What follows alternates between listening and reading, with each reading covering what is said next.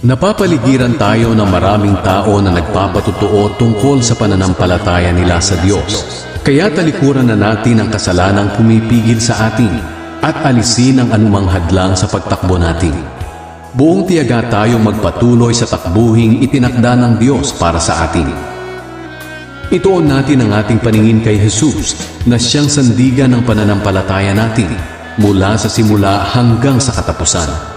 Tiniis niya ang paghihirap sa krus at hindi niya ito ikinahiya dahil inisip niya ang kaligayahang naghihintay sa kanya.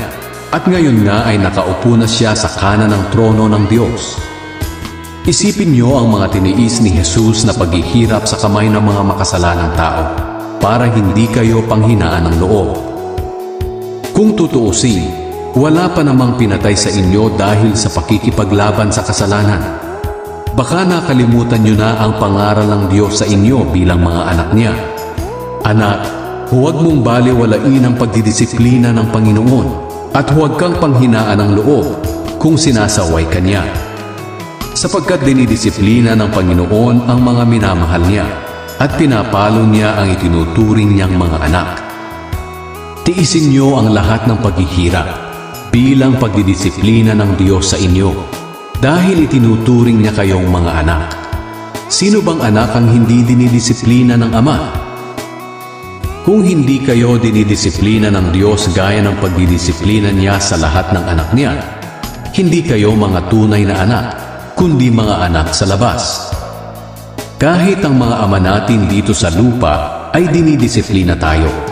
At sa kabila nito, iginagalang natin sila. Kaya lalong dapat tayong magpasakop sa pagdidisiplina ng ating Ama na nasa langit para maging mabuti ang pamumuhay natin. Sa maikling panahon, dinidisiplina tayo ng mga ama natin dito sa lupa ayon sa inaakala nilang mabuti.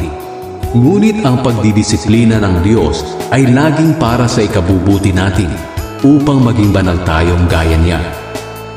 Habang dinidisiplina tayo, hindi tayo natutuwa, kundi nasasaktan. Ngunit ang ibubunga naman ito sa bandang huli ay ang mapayapa at matuwid na pamumuhay.